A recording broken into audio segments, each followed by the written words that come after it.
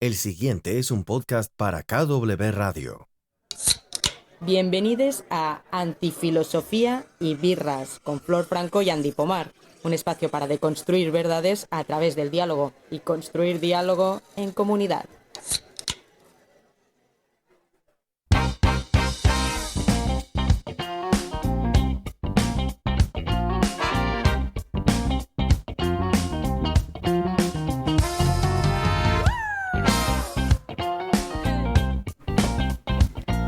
Oli, Oli. Buenas. ¿Cómo andamos, Ani? ¿Qué tal? ¿Todo bien? Muy bien, acá Ya abriendo. con muchas ganas de conversar hoy porque este tema hace rato lo venía esperando con ansias. De hecho me lo pidieron en el trabajo, me dijeron, ¿cuándo van a hablar sobre criminales? Sobre crímenes, ¿no? Sobre crímenes y criminales. Sí, es un temón, me parece que... La verdad que sí, es como un tema turbio también, ¿no? Sí, total. Tiene de todo, muchas caras. Y bueno, tenemos como siempre la persona indicada para ello. Ahora sí que no me escucho. Ahora sí. Sí, nos escuchamos ahí bajito. Recién era muy fuerte y nos estábamos aturdiendo, ahora más bajito. Pero bueno, ahí vamos. Ahí vamos. Bueno, bienvenido Eric Cabano a Antifilosofía y Birras. Muchas gracias. Eric es doctorando en criminología, licenciado en criminología y director de cine. Recién nos comentaba que había hecho nada más ni nada menos que 3 cortos ya. Sí. Dos Guau. de ellos durante la escuela de cine y otro así más independiente. Claro, porque tú te encargas de estudiar la interconexión entre las imágenes y la delincuencia y el sistema penal, ¿no? Aquí Sí. tengo un pequeño escrito tuyo. Para la criminología aquí yo soy el de las películas. O sea, soy el que hace las películas, el criminólogo medio hippie que le gusta ver películas y se busca una excusa para ver más y que le paguen o que le medio paguen, así que sí. Qué bien. Esa interconexión un poco entre cómo la gente a través de los significados, tanto implícitos como explícitos que hay en las imágenes, pues se construye a sí misma el significado de la realidad, ¿no? Y cómo pues entiende desde la perspectiva de la delincuencia, pues qué significa la delincuencia, quiénes son los delincuentes y cómo estas imágenes, ¿no? Pues construyen todo este tipo de conceptos. Es súper interesante esto de cómo un poco la estética, ¿no? O sea, el arte, de alguna forma nos traspasa, ¿no? Y nos influye luego a la hora de pensar, ¿no? Completamente. Sí. Muy bueno. Sí, súper guay. ¿Y cómo llegaste a esto, Eric? Sabes que yo estudié psicología y en la misma facultad de psicología estaba la de criminología. Siempre O sea, me la pensaba, ¿eh? La tenía ahí como, yo quiero estudiar esto también. Siempre me llamó la atención. Pero bueno. Asignatura así como No, puente puedes entre... creer que no, y deberíamos tener, la verdad. Y no, ni aquí ni allí, como hice un poco la carrera aquí y allí. No, nunca tuvimos una asignatura así de específicamente criminología. Ya. Pero bueno, me interesa un montón. ¿Qué te llevó? Sí que en psicoanálisis, y eso vamos a hablar hoy un poco, algo traeré, obviamente, sí que hay, se ha hablado de este tema, hay varios Ujú. crímenes que hoy voy a traer, así con diferentes bien. motivaciones y tal. Pero bueno, cuéntanos cómo llegaste tú a interesarte por la criminología, cómo fue esa... Por la criminología fue el tener 18 años, 17, no tener ni idea qué hacer, ¿no? Y buscar alguna cosa que me motivara. Y por una parte tenía historia, el deporte, y entonces salió el nombre de la criminología y dije, bien, atractivo, ¿no? Vamos a ver qué tal. Entré como la gran mayoría de personas que entra pensando en mentes criminales y CSI, que se lleva un gran chapurrón de decepción en el primer trimestre cuando entiende que no va a tocar ningún artilugio de criminalística en su vida, porque esto al final es leer libros y hacer un trabajo de campo, ¿no? Y no tanto la criminalística, que es el descubrir quién ha hecho algo, ¿no? Aquí es intentar hablar y discutir sobre por qué la gente hace ciertas cosas, ¿no? Entonces, fue un poco el cursar criminología quien me descubrió la criminología y no antes. Yo no había descubierto la criminología, simplemente me había sentido atraído por esta, ¿no? Y una vez acabé y dar unas vueltas por el mundo, fui a hacer un máster a Holanda en el cual le dieron mucha importancia a la imagen. Era una vertiente que se llama criminología cultural, ¿no?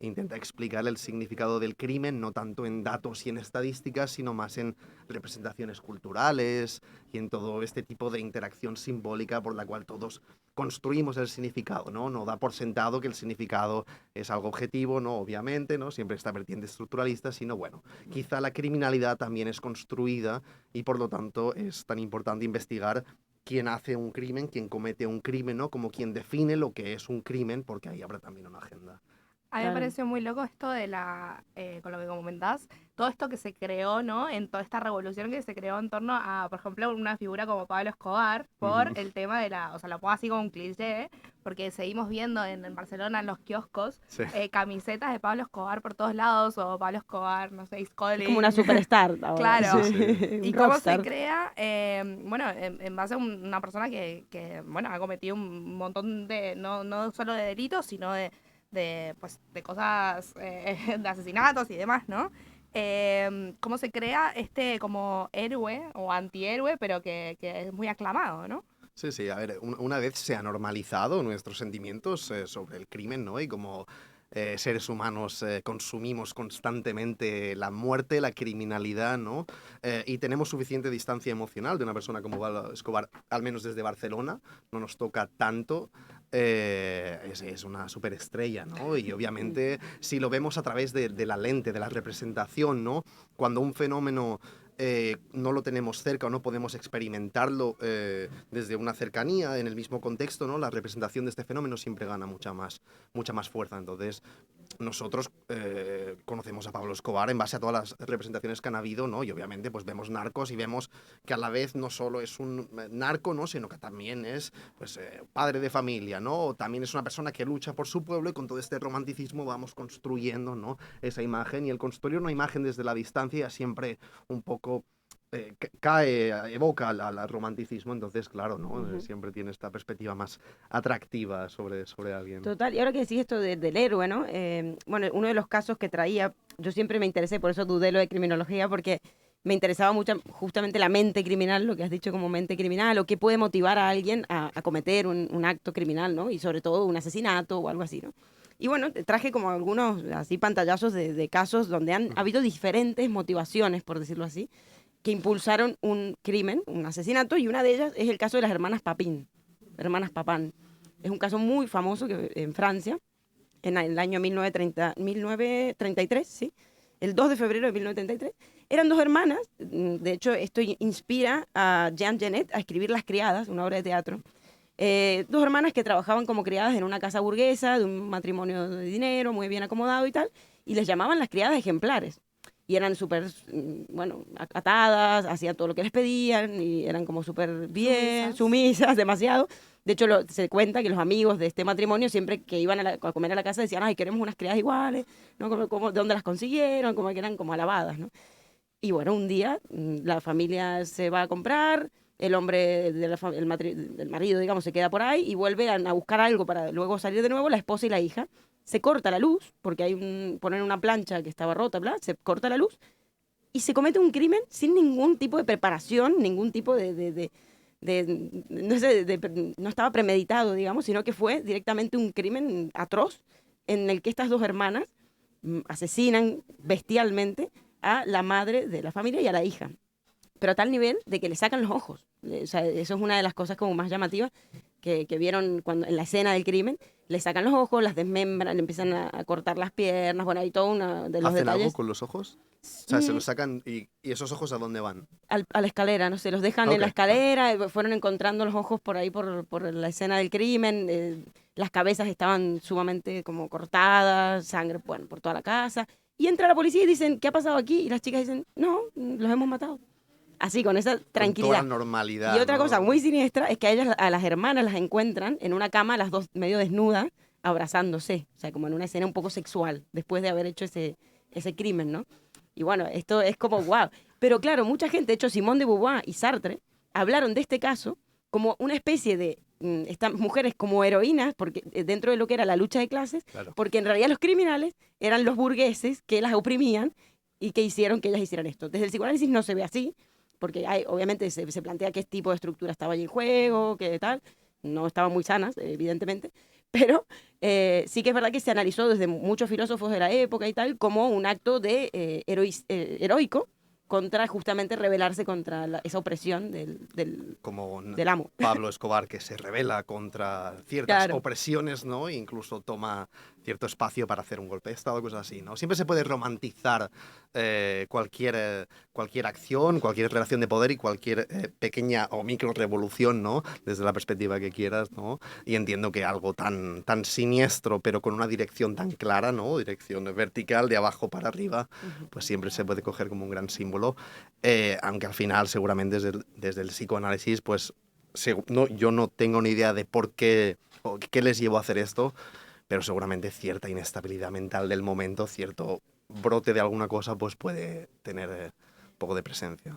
Sí, sí, sí. De hecho, dicen que en su infancia tienen una historia bastante compleja, había habido incesto dentro de la familia, el padre las violaba, la madre también las había dejado en orfanatos varias veces, luego las iba a buscar, se las llevaba una tía, las volvía a dejar en el orfanato, es decir, había una historia muy turbia ahí desde el inicio, digamos, estas dos chicas. Al parecer, la estructura no la tengo muy clara, pero pareciera ser una paranoia, que también después tenía otro caso de estos claro. de paranoia, por los delirios que acontecen después de ese acto criminal.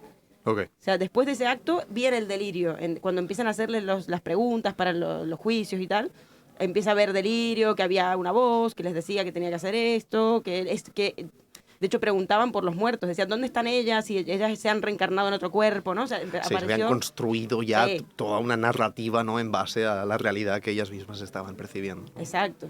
Y, bueno, también hay justamente o sea, que también se genera esto, bueno, cuando fue el asesinato en Estados Unidos de este tipo que mató con metralleta a un montón de niños en una escuela, el que se disfrazó de Joker, también, o sea, hay un asesoramiento por parte obviamente, de la defensa, de decir, o sea, obviamente, hacete el loco, o sea, de alguna forma... no solo estás loco, sino que te tenés que hacer más el loco para que te declaren en locura total. Sí. Estamos en una fiesta. Filosofía de bar. Encuentra las pistas en el sonido para... Filosofía de fiestas. Sí, hay como mensajes subliminales. Sí. Al final del capítulo va a haber una víctima de algo, ¿no? Y con las pistas que hay en el fondo, pues los que escuchan podrán descubrir la persona implicada. El asesinato en el Comedy Club. No. Sí, esto, cómo se encubre también, de alguna forma, con el delirio, de alguna forma se justifican actos totalmente terribles. Y un poco quería hablar de eso también porque ahora que estamos hablando justo me encanta esto a mí de la representación porque tiene que ver mucho con la teoría de la comunicación actual también, ¿no? Cuando las imágenes... como que parece que ver la muerte no basta, ¿no? Eso es como que tiene que ser más y más y más. Como ha pasado también a raíz del 11 de septiembre, ¿no? Que vimos caer estos cuerpos incendiados, como la ola de terror, ¿no? Las imágenes del terror, la gente corriendo, desesperada. Eso sí impactó.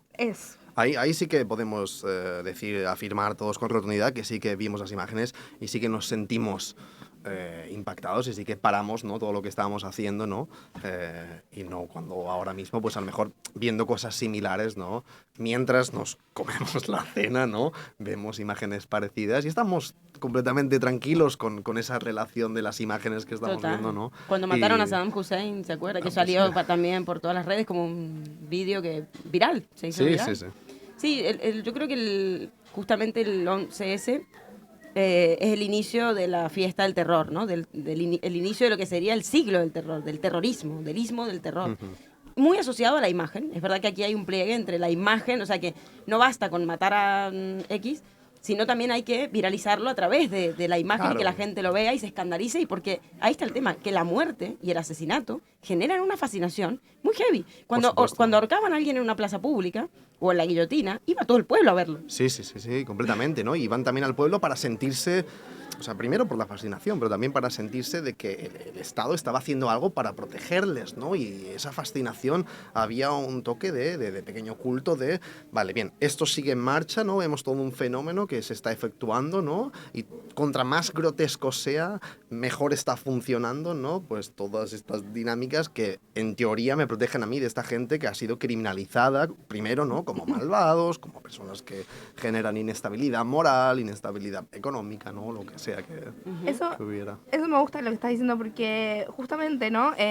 Hobbes, por ejemplo, que afirmaba que la índole de los humanos en realidad obedece como a una naturaleza de barbarie, ¿no? De que todos nos mataríamos entre todos si no hubiese una ley, si no hubiese un Estado, al menos, si no hubiese un Estado controlador y que haga ejercer la paz, ¿no? Entre las personas. Si no existiese este Estado, un poder soberano, ¿no? Que sea capaz de garantizarnos a todos la paz, ¿no?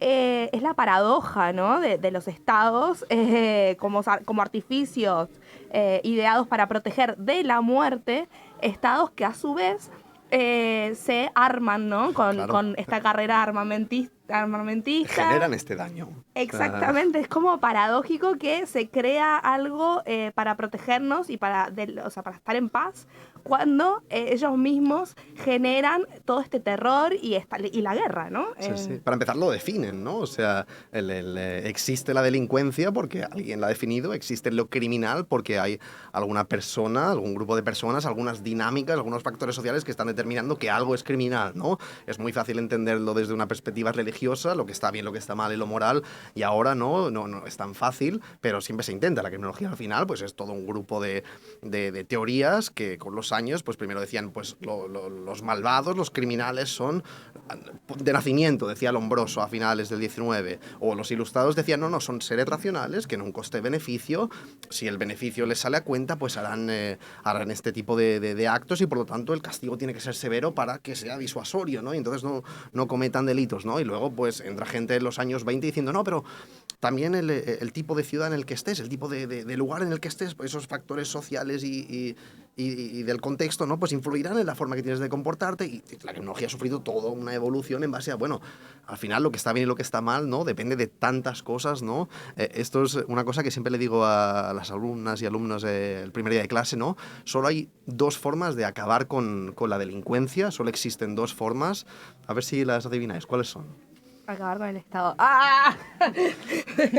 Bueno, o sea, una de ellas es más o menos con la esta. propiedad privada, pero claro, es una utopía. Acabar con el Código Penal. Si no hay Código Penal, si no hay delito, si no hay la concepción jurídica de lo que es un delito, no hay delincuencia. Daño, sí. O sea, una cosa es el daño, pero lo que es un delito está concebido en base a un tipo de argumentos, de una ley, ¿no? Si no hay ley, no hay delitos. Daño, sí. ¿Y la otra?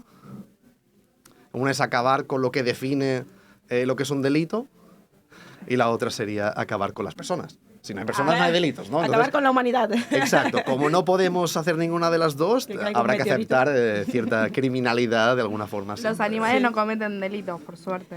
Sí, bueno, sí matan, es verdad que matan por hambre y por supervivencia, de hecho es parte de la cadena biológica, ¿no? Que unos se coman a otros, pero no existe el crimen como lo conocemos en el reino humano, que es el crimen por placer o el crimen por un acto ilógico, ¿no? O el crimen organizado. Exacto. O consciente, ¿no? Consciente. O sea, por ejemplo, los crímenes de lesa humanidad, bueno, justamente tienen que ver con estos crímenes muy graves y que son sistemáticos y son conscientes, ¿no?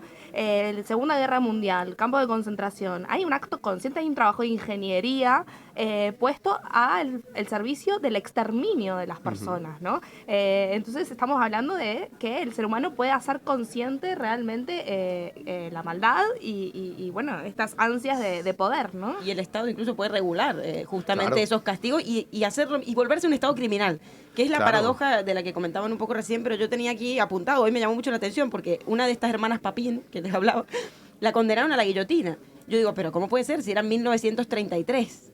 Bueno, hoy me enteré que la guillotina en Francia estuvo vigente hasta el 10 de septiembre de 1977. Es el último. De hecho, el garrote vil con Salvador Puig, ¿no? Fue en el 75, si no me equivoco, si fue el 74 lo siento, pero pensaba, bueno, yo siempre había pensado que era la última víctima de muerte, ¿no? Por el estado de capital, pero no, la guillotina, mira. Wow, o sea, yo me sorprendí mucho porque digo, esto fue ayer, o sea, Simón de Beauvoir estaba viva, Lacan estaba viva, y esto existía, ¿no? Y no pudieron verlo, ¿no? Foucault ya había dicho que no se podía ver las guillotinas, ¿no? Entonces no pudieron verlo en directo. Ah, bien, claro, streaming, como hoy en día, así, nos hizo viral, ¿no? Hoy en día es streaming. Porque se espectaculariza la muerte hoy en día. Hay una espectacularización de la muerte donde, bueno, la gente, bueno, es esto que genera esta fascinación. La muerte y se utiliza como entretenimiento, tanto en la ficción como en los medios de comunicación, ¿no? O sea, clickbait el gancho, ¿no? de atención, pues la muerte es algo con morbo y es algo obviamente que hará a la gente pues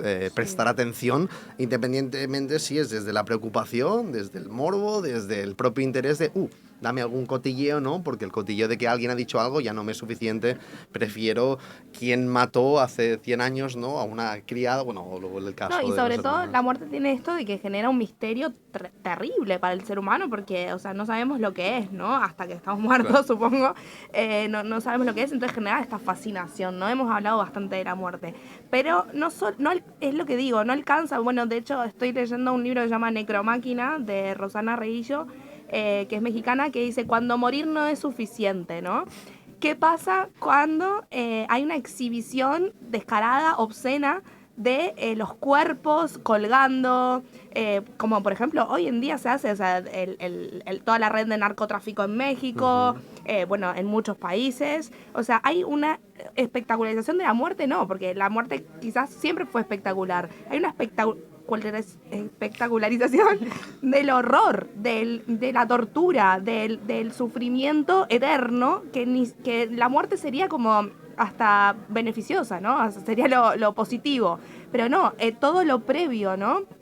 También estos videos que están saliendo en streaming, por ejemplo, de estas violaciones o estas torturas que los chicos salen en redes sociales, ¿no? Sí, sí. Tienen que estar ahora como los mediadores quitando estos videos porque realmente hay cosas muy graves, o sea, crímenes muy graves que se están pasando en streaming en vivo ahora No, mismo. hace poco hubo una violación por parte de menores de 14 años, ¿no? Y ese vídeo se subió a un grupo de Telegram en el cual había mucha gente. No se sabe bien hasta qué punto habían incluso padres y madres, ¿no? Del colegio de donde pertenecía tanto la víctima o los agresores.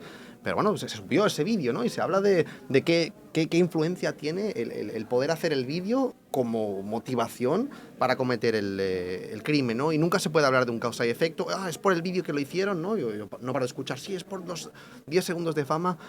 No se puede hablar directamente de esa forma, pero es un factor que influye, seguramente, ¿no? ¿Por qué lo están grabando?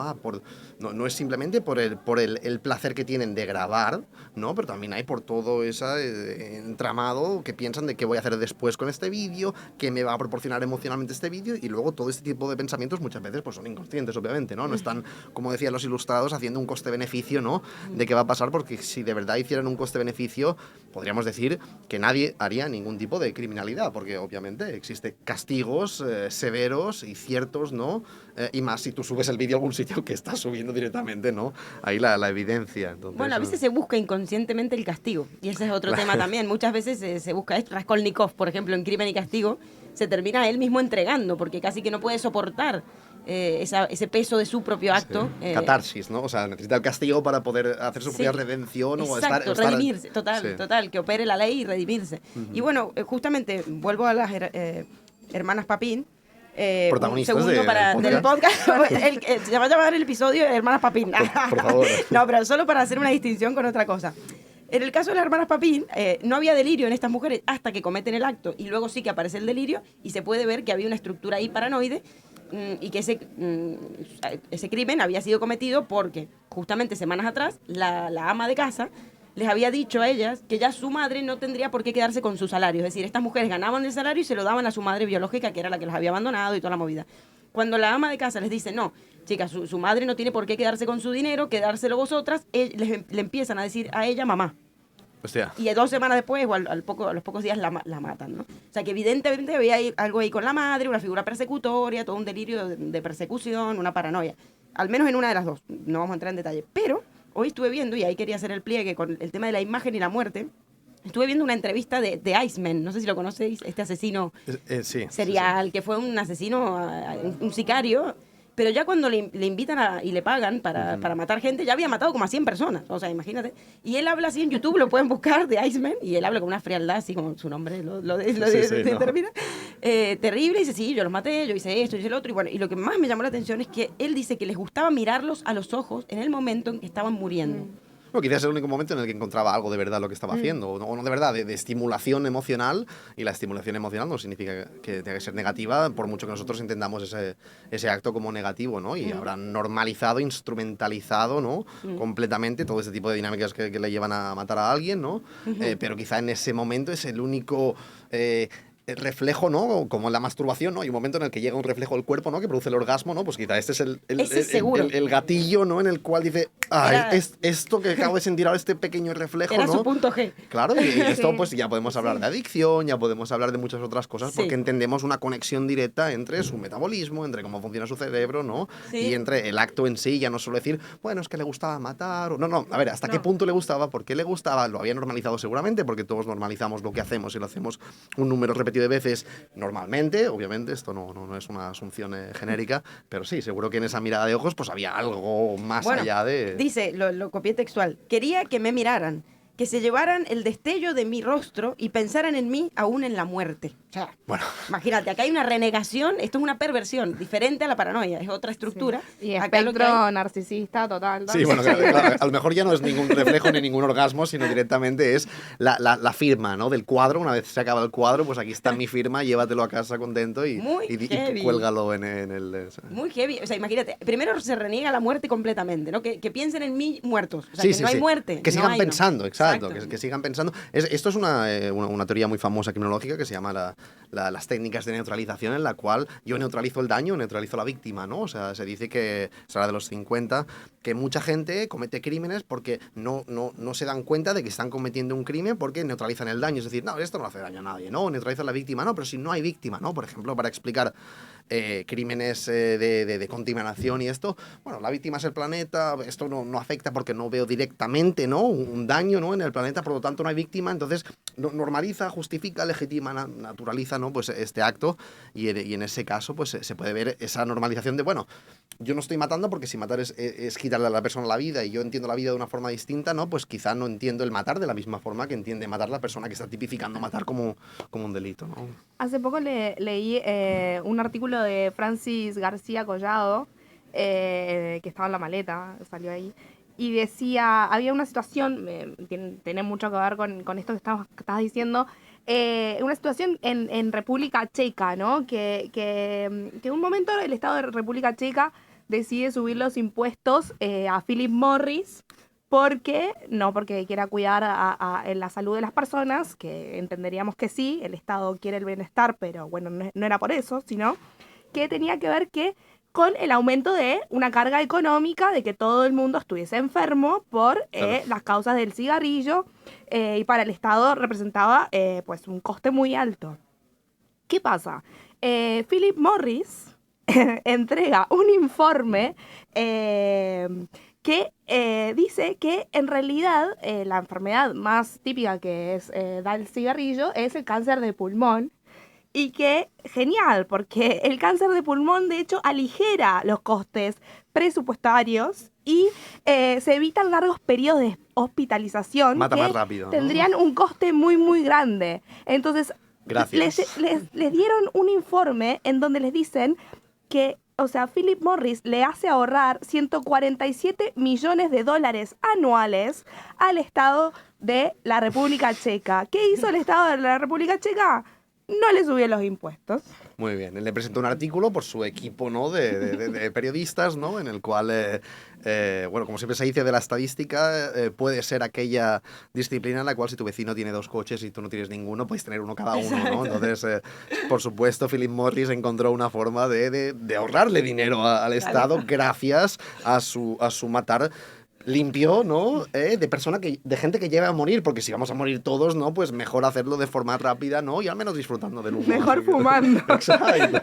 Negocio redondo para todos, para Philip Morris, para el Estado. Por supuesto. Ahora, ¿quién es el criminal ahí? Nos podemos preguntar. Pregunto. ¿No es el que fuma? O sea, o el que vende, ¿no? Porque yo creo que es el que consume. Es decir, Yo cuando fumo entiendo que también que me estoy matando lentamente. La primera pregunta sería, ¿hay un criminal ahí? O sea, claro, vamos a ver el daño, siempre para entender la delincuencia, primero hay que preguntarse qué es el daño, cuál es el daño, ¿no? Y qué está causando el daño, ¿vale? El daño, ¿no? Es a la salud de las personas, es el cigarrillo es el criminal, ¿vale? ¿Quién está haciendo los cigarrillos, ¿no? ¿Vale? Pero ¿quién decide, no? Aquí al final es todo un entramado, por eso preguntarse quién es el criminal es una pregunta casi imposible. En algunos momentos es muy fácil. El agresor, ¿no? El agresor y la víctima es muy reconocible. Pero cuando entran entramados de empresas, de costumbres, de tradiciones, de factores sociales, ¿quién es el criminal?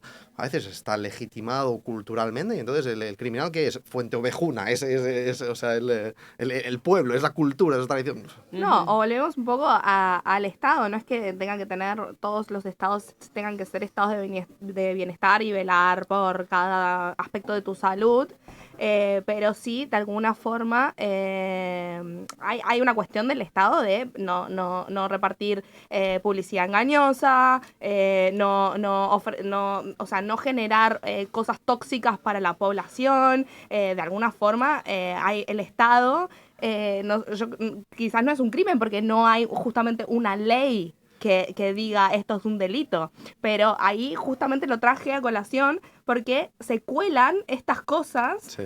Como por ejemplo ahora sale un informe de que se está exigiendo al Estado español que revele los precios de los medicamentos, de a cuánto compran los medicamentos de alto coste, ¿no? Porque parece que compran a un precio los medicamentos de alto coste y luego a la persona que está realmente sufriendo una enfermedad grave, los tiene que comprar no sé, el 200% hablaban ayer. Entonces, ¿por qué el Estado no quiere revelar de alguna forma a cuánto compra? O sea, hay algo ahí que como no existe la ley, no hay delito, pero hay un vacío ético, ¿no? Estamos hablando de a nivel ético. Quizá, si no está tipificado como delito el hecho de que subir un medicamento hasta un 200% es un delito, no es un delito. ¿Éticamente es correcto? Esa es otra pregunta, ¿no? Pero bueno... el daño que exacto, hoy, ¿no? Así que hay un ejemplo muy claro, ¿no? Que es Purdue, no sé si lo digo bien, Pharma, de la familia Sackler, que, bueno, ahora ya se ha quedado el caso cerrado y tienen que pagar 12.000 millones de dólares a los diferentes estados de Estados Unidos, porque al final sí que cometieron un delito que fue engañar con el Oxycontin diciendo en el prospecto que no era adictivo, cuando sabían, obviamente, que era adictivo, porque viene de los opiáceos y cualquier opiáceo y cualquier forma es adictivo, ¿no? Entonces ahí sí que es muy claro que es un delito de una farmacéutica, ¿no? Y se ve, pero hay otros momentos como este, bueno... claro, la transparencia siempre se puede pedir como principio, ¿no? de cualquier democracia. Decirnos cuánto os ha costado, perfecto. Pero luego pedir una responsabilidad penal por eso... puede ser complicado hasta el punto de, bueno, quizás no tienen responsabilidad penal porque, claro, a lo mejor lo que pierden son votos, ¿no? Y ahí se juega el juego de la democracia perfecto, ¿no? Y tiene el impacto en cuanto al estadio político y no a su estatus como ciudadanos, su estatus penal. Y algo importante a resaltar también es, claro, esto de la pulsión de muerte, ¿no? De que el psicoanálisis destaca de alguna forma. Y es que dentro de todos nosotros existe esta pulsión de muerte, existe. Y el tema es que, bueno, a veces... se hace como más evidente o gana, por decirlo así, la pulsión de muerte a la pulsión de vida, por decirlo de alguna manera. Y muchas veces en el acto criminal, o sea, en el asesinato, es esa pulsión agresiva, innata, casi en todo ser humano, en nuestra especie, que busca resolverse, ¿no? Hay otro caso muy interesante, ya no voy a nombrar más a las hermanas papá.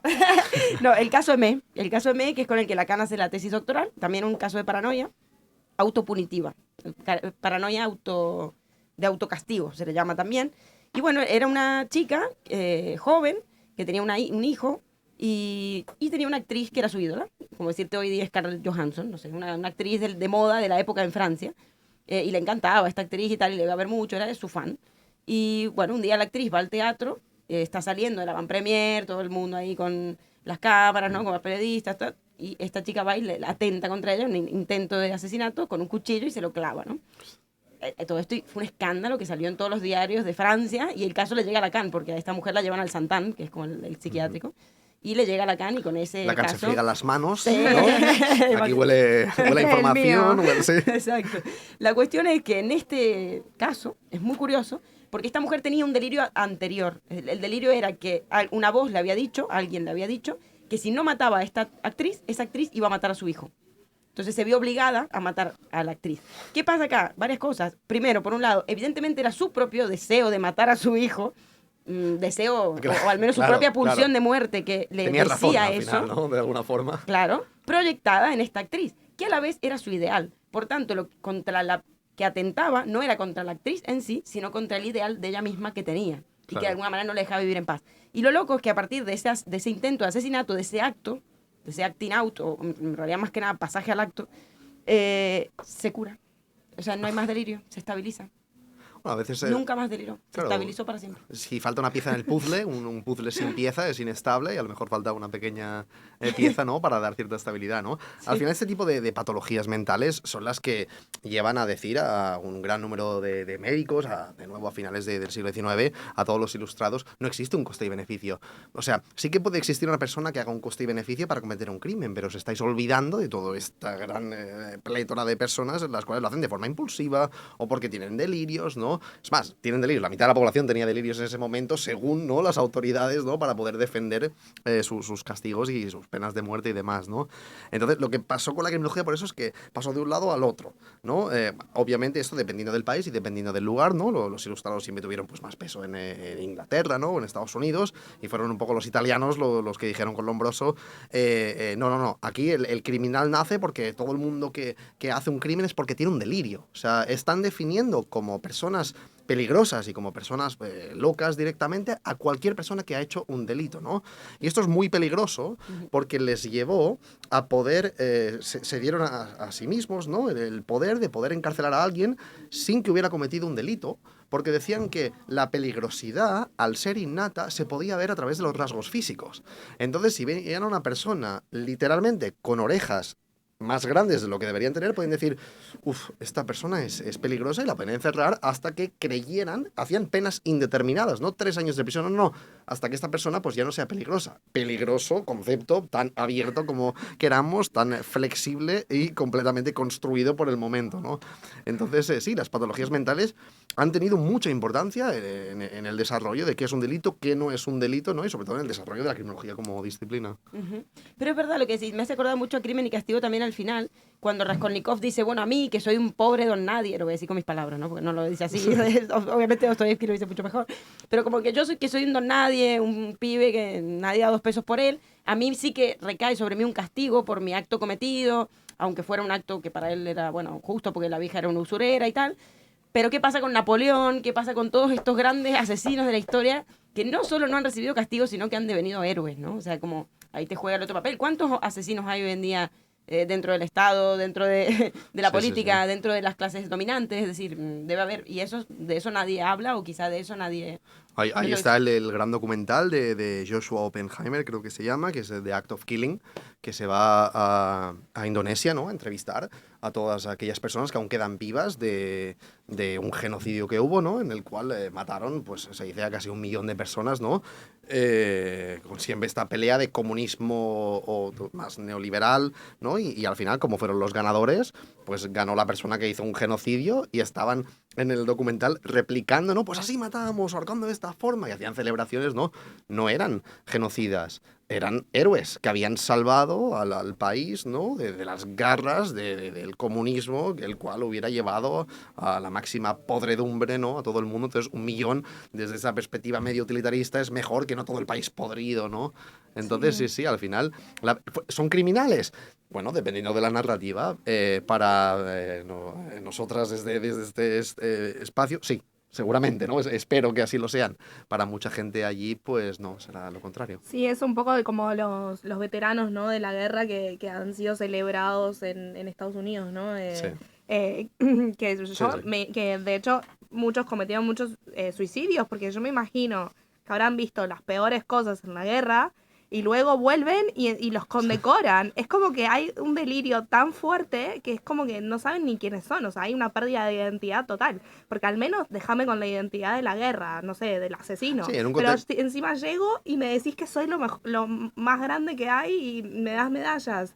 yo creo que ahí se te cruzan Hombre, por supuesto, o sea, es como si yo tomo mucho café y tengo mucha actividad, no me puedo sentar de golpe, porque va a haber una disonancia entre cómo me siento y el contexto, ¿no? Entonces, si me pongo a correr y demás, quizá ahí no noto ninguna diferencia, pero bueno, tienes a personas que han vivido toda una serie de catástrofes emocionales, ¿no? Espectaculares, y llegan a un sitio en el cual por la mañana se levantan, se hacen un café, ¿no? Y tienen que lidiar con lo mundano, mientras en su cabeza se está proyectando lo extraordinario, ¿no? Y ahí se crea un espacio que es perfecto para estrés postraumático y todo tipo de patologías que encuentran su devenir en ese espacio de inestabilidad. Sí, a mí me gustaría preguntarte, bueno, no nos queda mucho tiempo, pero sí que retomar esto del lenguaje, bueno, tú lo tratas desde la visión, ¿no? Y desde la imagen, está buenísimo tu tesis y todo lo que estás trabajando, y también hablar un poco del lenguaje, porque se ha vuelto como el lenguaje de guerra, se ha vuelto como parte de nuestras propias expresiones, ¿no? Bueno, COVID es el Eso, te enemigo quería- número uno, la guerra contra el COVID, Sí, hay que atacar, hay que luchar, ¿no? El enemigo, y además era un enemigo invisible, ¿no? Y todos podíamos ser criminales en potencia, ¿no? Por Cuando supuesto. con el COVID dentro, en la pandemia era terrible porque salir a comprar ya te convertía en un criminal en potencia, Sí, ¿no? sí, Era sí. como guau. Y te podías esconder, ¿no? Es como los ladrones de cuerpos, ¿no? O sea, aquí, ¿quién es tu vecino? De nuevo viene esta paranoia de la Guerra Fría, ¿no? Sí. En el vecino puede estar el peligro, ¿no? Y Sí. desconfiamos de todo. No, después del COVID saldremos mejor. ¿Cómo vamos a salir mejor si estamos desconfiando? Yo me acuerdo, la primera semana, ir a comprar y dejar la bolsa de la compra 2 días fuera, porque alguien Para que el en mi COVID núcleo se familiar, evaporara. claro, me había dicho que eso era Muriera. importante, y yo en ese momento de completo caos lógico,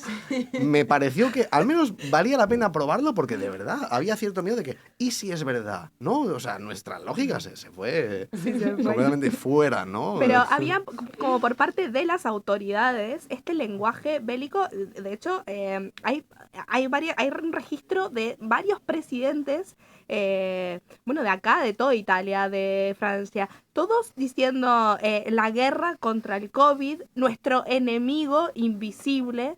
El virus como si, primero además también Sí. el virus siempre era extranjero, ¿vieron? Por Siempre supuesto. era o chino o ruso o Siempre coso, el no otro, sé qué. el virus es el otro, el virus Exacto. es el otro. Es un invitado maleducado. El enemigo. En nuestra casa, que es pura y está fuera de virus, ha venido este invitado y hay que echarle, ¿no? Por su mala educación. Y se revirtió un poco el principio de inocencia, ¿no? Que ha regido en nuestra cultura desde hace muchos años, supongo desde los romanos, esto ya invento, ¿eh? Pero bueno, desde que existe la ley, que existe el principio de inocencia, en el que todo era inocente, todo el mundo era inocente hasta que se declaraba lo contrario. Y de esto ya Bauman venía alertando que estaba pasando, y hoy creo que lo vemos más que nunca, que en realidad hoy todos somos culpables Sí, sí, hasta que o se sea, declare lo contrario. Y el COVID fue como la prueba de esto, Y ¿no? el Era- juicio es mediático, o sea, el principio de inocencia es algo que obviamente es muy importante para tener un juicio con garantías, y todavía tiene un impacto muy grande, tanto en el common law como en nuestra ley y demás.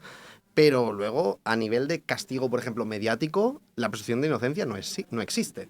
Da igual, ¿no? Ya se aplica el castigo antes de que se demuestre si una persona es culpable o no. Incluso cuando se demuestra que a lo mejor una persona es inocente, todavía se puede decir, bueno, es porque no se ha demostrado o porque quedan impunes siempre X cosas, ¿no? Y entonces ya hay un castigo una vez se empieza un juicio, ¿no? Entonces la presunción de inocencia en la sociedad en la que vivimos, en la que todo está mediatizado y todo va por todos lados en cuanto a información, ya casi no puede existir como existía antes, porque ya va a haber una implicación punitiva. Como el scratch este, ¿no? Que se Exacto. hace. Bueno, hoy en día este exacto. es el nuevo castigo, ¿no? Eso iba a preguntar, que no, Sí, sí. Como- no habíamos hablado tantísimo, aunque sí, del castigo, pero ¿cuál es el castigo contemporáneo? Y es verdad, hay de algo mano de, propia, ¿no? Sí, sí, hay sí. algo de esto del escrache mediático, ¿no? En las redes. Claro, y presenta muchos conflictos, porque es muy importante. El Scratch es una herramienta que tiene unas partes muy positivas, que es poderle dar cierto poder penal, ¿no? A un grupo de personas que quizás no serían escuchadas, y eso es súper importante en cualquier democracia.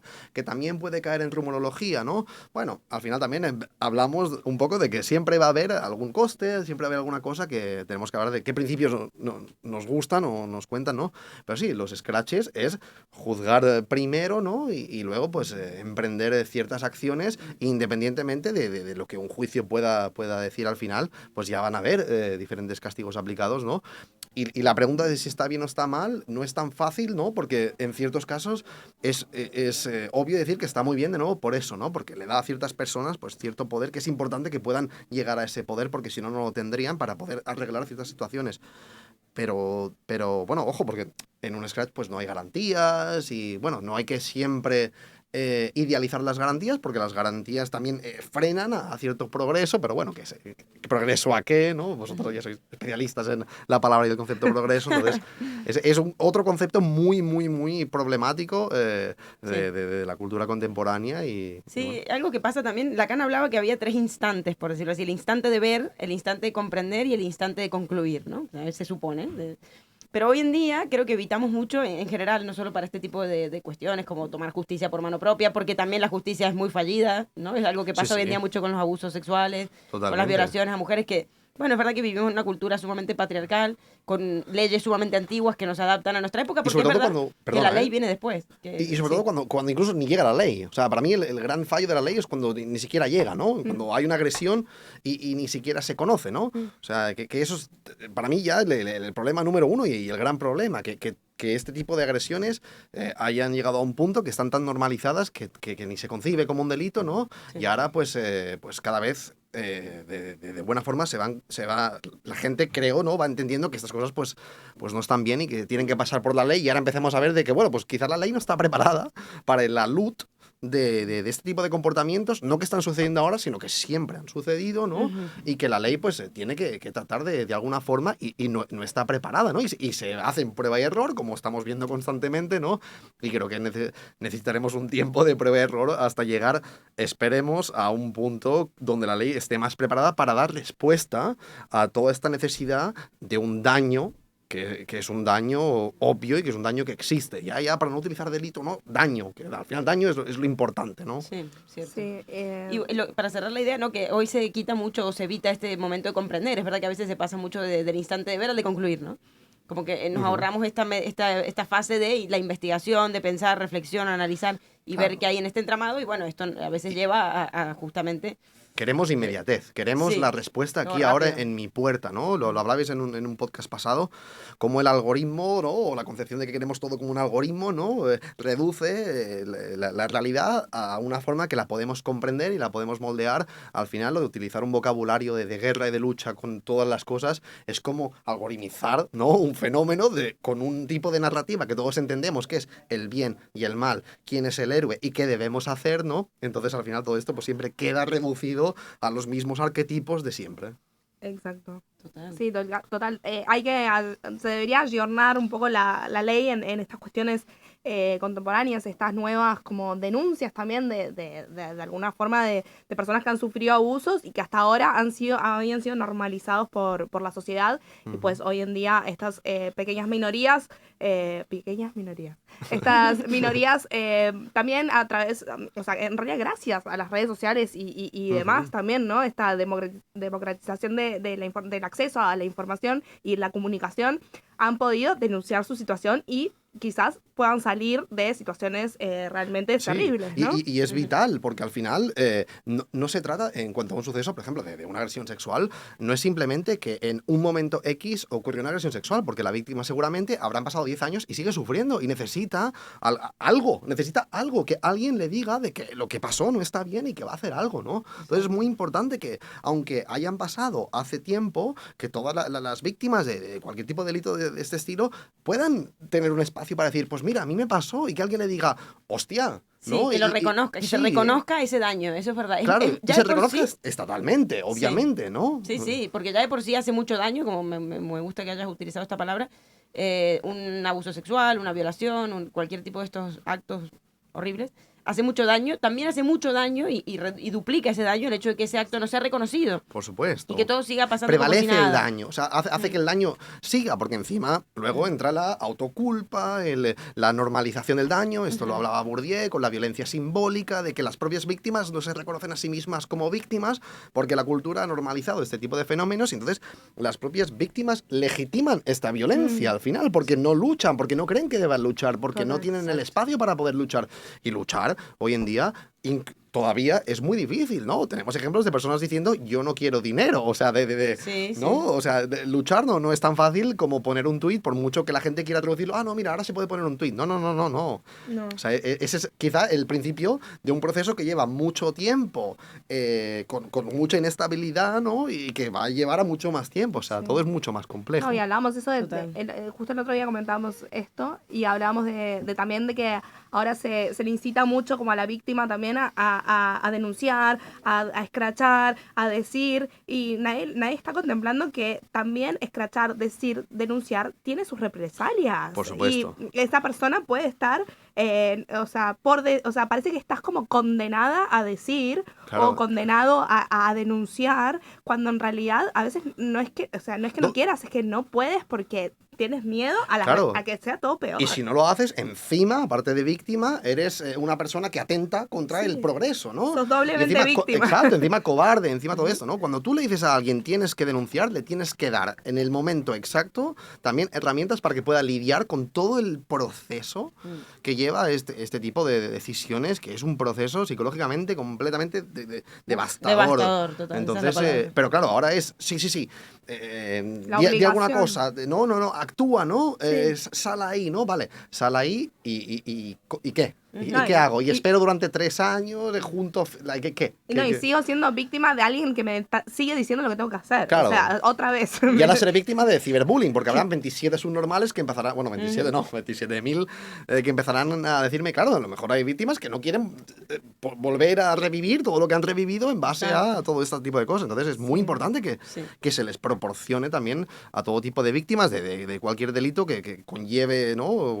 Sí. Todo Sí, esto, ¿no? Pues a un espacio también Y es para poder importante la llevarlo. ley y es lo universal y es importante, yo creo que cada caso en particular, que eso a veces a donde la ley no llega, a donde el Estado no llega, que en realidad lo que hace es generar leyes para casos universales, tanto para crímenes, delitos o para casos de víctimas también, o sea, genera por defecto cosas universales, todo el entramado de organizaciones sociales que sí puedan apoyar cada caso en particular, porque cada caso en particular es diferente. Sí, ¿no? ahí la Sí, justicia sí. se tiene que asociar o amigar con el psicoanálisis que aborda el caso por caso, ¿no? La famosa frase caso por caso. Porque sí, es cierto. ¿Cómo pensar en una justicia que pudiese ser un poco más justa para cada caso particular, ¿no? Porque, claro, la justicia en principio se hace un poco a modo general. Es difícil. Pero bueno. Avanzar en el mundo de la justicia es muy difícil porque Sí. hay unas garantías, de nuevo volviendo siempre a las garantías, ¿no? Y quizá un paso adelante que parece muy obvio para toda la sociedad, para aquellas personas que se dedican al derecho constitucional o al derecho penal, pues entienden que no es tan fácil como parece y también hay que entender a estas personas, ¿no? Que son al final quienes entienden un poco más la disciplina, ¿no? Y al final un paso de nuevo que puede ser completamente obvio de por qué esto no es así, ¿no? Pues le paras un poquito de atención y entiendes que quizá este paso adelante pues puede vulnerar otro tipo de cosas que son pilares fundamentales a nuestra concepción de un Estado de Derecho, ¿no? Entonces, eso también son cosas importantes a la hora de entender la justicia, ¿no? Total. Bueno, con estas palabras nos tenemos que despedir. Sí, ¡Oh, my pero God! vamos a seguir hablando porque yo ¡Qué tengo rápido! anotadas No, muchas no, por favor. preguntas. Hay mucho más para hablar todavía ahora en el After Antifilosofía y Birras. Queda una mierda. Muchas Gracias. gracias, Eric. Muchas gracias. Eric, un placer, Un placer. tenerte aquí y bueno, gracias a todos los oyentes. A todos. Nos vemos la No- próxima. No cometan muchos crímenes. Hasta Lo la justo. próxima. Adiós. Adiós. Adiós, adiós.